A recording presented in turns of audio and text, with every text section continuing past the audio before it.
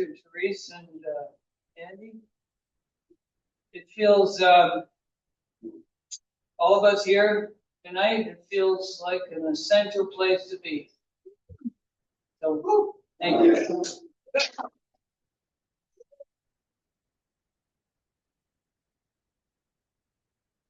I dreamt that I was making a series of little weekly videos called Phil Hangs Weird Things on the Line. I would select fetish items from my collection: baubles, trinkets, pamphlets, toys, damaged books, cowbells, puppets, found photos, etc. I would talk about each item as I pinned it to our clothesline and pushed it out with the others over the yard. The last shot in each video would be of that week's weird items, all hanging on a line as if to dry. A sentence so garbled and impromptu it shone. That's it.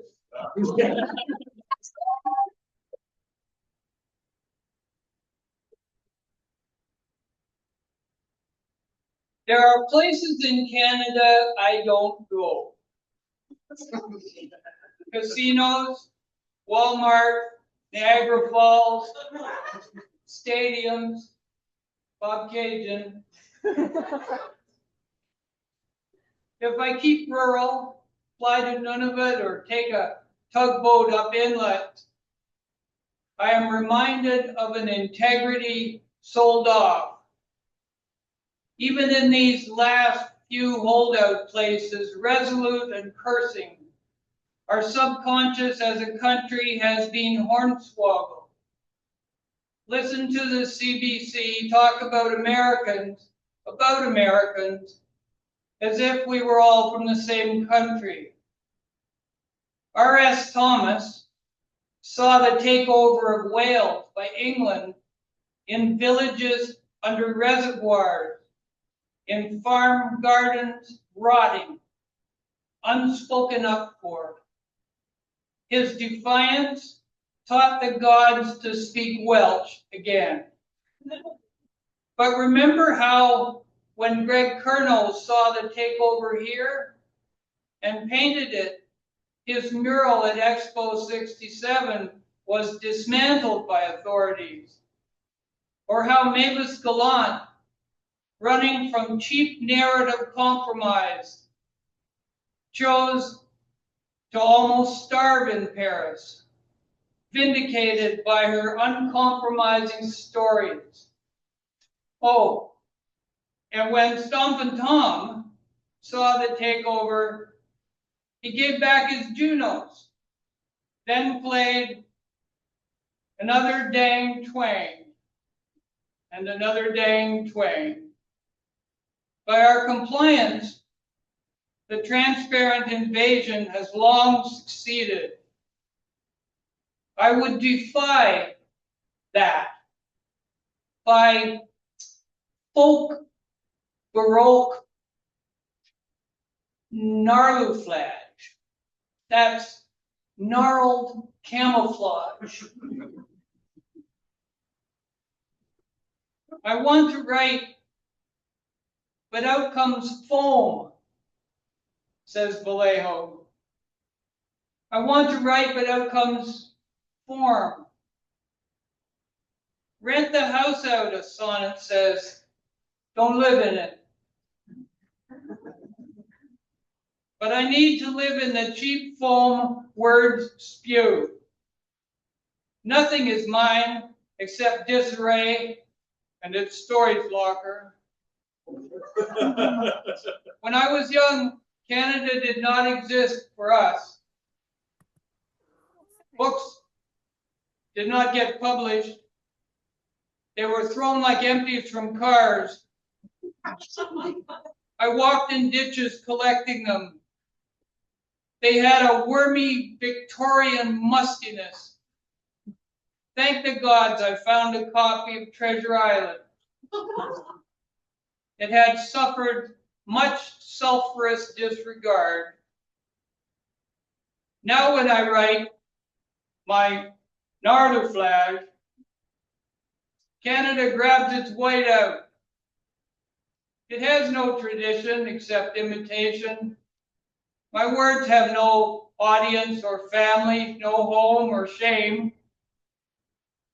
I used to think I was speaking for the poor or to them, but what I write is incomprehensible, deflective, selfish. I jerk, startle, am imitative. I talk to words themselves. My friends write like my enemies. They all agree writing matters and is so lovely in state at its crocheted podium. If the poetry I write is great poetry, like Vallejo's, it's so wide, I can only stand it a few lines at a time. I can only stand the open mic if what is shouted there to the empty theater is naive or goofy. Who I can't stand most are the middle road poets. They pretend innovation and equivocate butchery to get an A. One sticks her name over the name of a real poet. One panders a nomination into a professorship.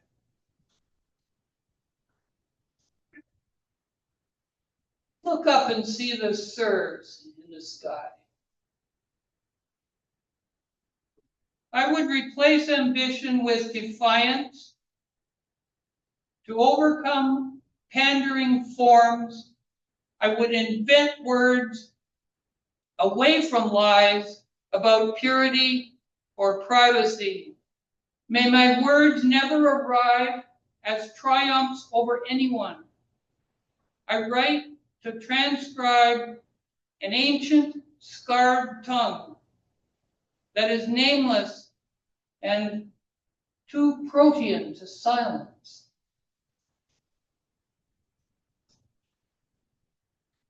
I've been going back to some early poets who really mattered to me and trying to speak with them.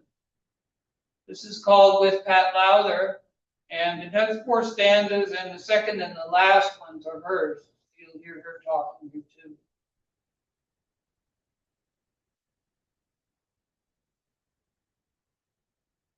Give me again this morning a poetry that wipes the snot away, as it cobbles presentiments into toy ovals of swamp light that are also surgical implements for operating on the self, like the ones Bethune devised. Now, with their easy will, with the power of having it whole, they move it outward to contain us in our cities, churches, universities, pleasant lawns. I am not too exfoliated yet. I still need to make a noise, behave like an ancient tool for withstanding discrepancies, its handle a worn friend, its probe rake my sister. She is lost and unrecognizable. Alphabet, help me find her. Scrabbling with broken nails against rock, our minds full of leaves, our eyes like the eyes of humans. We are all together moving in perfect accord in the warm electric balloon, dependent on a cord or a plug.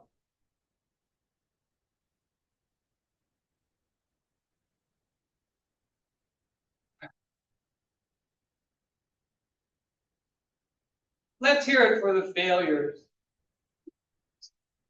Let's say it wasn't craziness, but integrity. Wasn't lousy luck, but road work.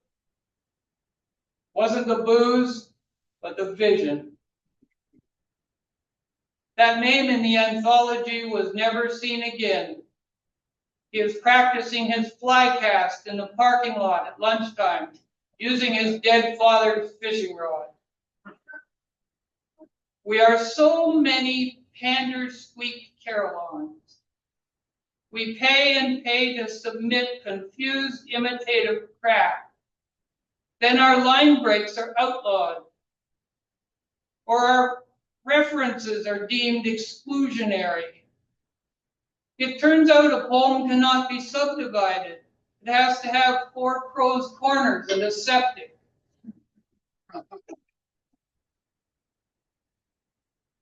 Our shoehorn rhymes, our institutionalized cancerous ballads, my sonnet to Diefenbaker, your ode to a budgie, everything we thought we were geniuses for writing will be water damaged in storage lockers or dumped at the landfill and burnt. But we will win a sloppy integrity anyway. The career poets will scavenge our rough purity. They will invoke us in ruthless tropes about their own uniqueness. Let's hear some silence, some respect on awards night for the ones who couldn't or wouldn't be caught dead.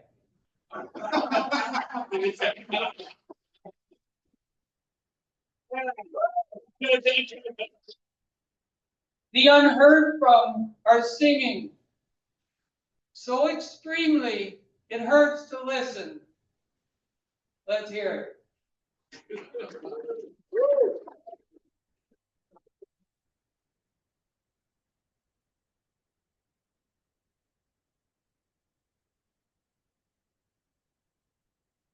Let the stone go, says little Ah. Merely a lowercase letter is asking, the first. I know it is stupid and a waste of time, but I am here pleading for the stone's freedom. All of the coin sorting machines at the grocery stores have been hauled away. No one is supposed to be poor enough now to have to bring a heavy sock of coins to a store. Beside a mason jar of buttons, a mason jar of coins, unsorted attachments. And beside these, a few interesting stones found. Fossils, pink quartz, moss on granite. Poor theater. With a fist of coins, buttons, and stones, try to buy a coffee in a busy lineup. Counting out your money slowly on the counter, separating out buttons and stones. They must have called it a counter for a reason. See if anyone behind you laughs. The lowest coin this coffee giant will accept. The lowest or smallest word this poetry giant will accept. Ah. You will, of course, remember those one-letter poems Schwitters wrote. For instance, W. Those sorting machines used to kick out any foreign coins. Wrong royalty, wrong profile. All I have, sirs, is one letter, Ah. Many instances of one letter, the first. I intend to say each Ah until there are enough of them said to pay for the stone's freedom. If I begin to sound like an animal with its one repeated cry, Ah, Ah, that is my nature. I was powerless when I was eloquent. I was powerless when I got the grant. Let the stone go, said the lad.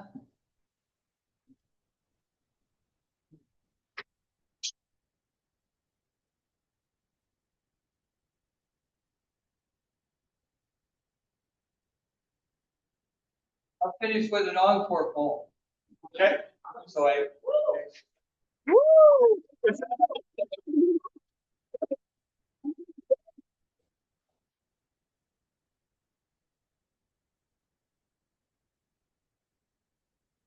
he came back out, and before he began to sing, unaccompanied, the Rocks of Bon, he told us this. The holding shapes of the instruments were carpeted with velvet, and the lids of the instrument cases were open at the side of the stage. While the instruments were taken up and played for the quiet ones who had been read to as children, so they welcomed silliness and the profane. Now the violin has been taken away for questioning like before, and the cello, 100 years old, has been kicked to splinters and varnish and wire. And the mandolin, with its double strings that could make such a hovering tremolo, has been swung like a baby into things while dirt music played. Now I have only shapes to take up and find notes for. Only the stretched hide of some old song as simple as failure. In our shoes that are well worn, in our socks that are so thin, they'll round us up in the morning for fear we won't give in. May our tunes be always trembling, though the knock comes at dawn, and I fear we will never be able again to plow the rocks sublime.